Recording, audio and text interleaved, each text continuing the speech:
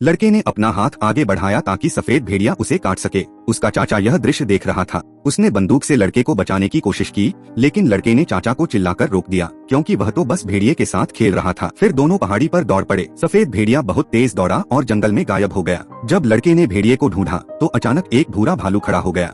लड़का भागने लगा। भालू बिना रुके उसके पीछे दौड़ा। लड़का मिट्टी के एक टीले पर चढ़ गया। सामने लकड़ियों का ढेर पड़ा था। लड़का रेंगते हुए उसके अंदर घुस गया। भालू उसे छोड़ना नहीं चाहता था, लेकिन उसका सिर इतना बड़ा था कि अंदर नहीं जा सका। फिर भालू खड़ा हो गया। उसके पंजे लकड़ियों के अंदर घुसे और उसने लड़के का हाथ खरोंच दिया। भेड़िए को एहसास हुआ कि लड़का खतरे में है, तो वह आगे बढ़ा। इससे भालू का ध्यान उसकी ओर चला गया। भालू खड़ा हुआ और जोरदार दहाड़ लगाई। इस डरावने जीव के सामने भी भेड़िया बिल्कुल नहीं डरा। उसने अपने दांत दिखा दिए। भालू वास्तव में भेड़िए से डर गया। उसने पीछे मुड़कर शिकार छोड़ दिया। इस तरह लड़का बच गया। अगले दिन जब लड़का जाने वाला था, उसने देखा कि भेड़िया नदी के किनारे खड़ा है। धन्यवाद देने के लिए लड़के ने भेड़िए को कुछ बीफ जर्की दी।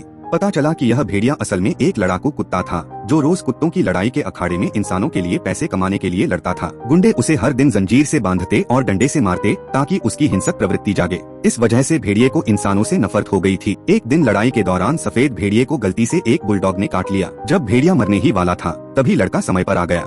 उसने लोहे की रॉड से बुलडॉग का मुंह खोला और भेड़िए को बचा लिया। सफेद भेड़िया बुरी तरह घायल था। लड़के ने उसे स्ट्रेचर पर रखकर गांव के एक कुटिया में ले गया, लेकिन भेड़िया अब भी इंसानों के प्रति शत्रुतापूर्ण था। भेड़िए का गुस्सा शांत करने के लिए लड़का सावधानी से पास आया और उसकी मदद करने की कोशिश की, लेकिन भेड़िए ने रक्षात्मक मुद्रा बना ली। लड़का नहीं डरा। उसने धीरे धीरे उसके गले की जंजीर खोल दी। बातचीत और समय के साथ भेड़िए ने लड़के की नेकदिली महसूस की। लड़के ने अपनी हथेली पर जर्की रखकर उसे खिलाया और उसके माथे को सहलाने की कोशिश की। इस तरह दोनों दोस्त बन गए। सफेद भेड़िया तो लड़के को सोना निकालने में भी मदद करने लगा। एक दिन हादसा हो गया। खान धंस गई। लड़का मिट्टी के नीचे दब गया। भेड़िए ने गंध से लड़के को ढूंढा और खोदकर बाहर निकाला। इस तरह उसने दूसरी बार भी लड़के की जान बचाई। अंत में लड़का पहाड़ों में ही रहने लगा और सफेद भेड़िए के साथ रहने लगा।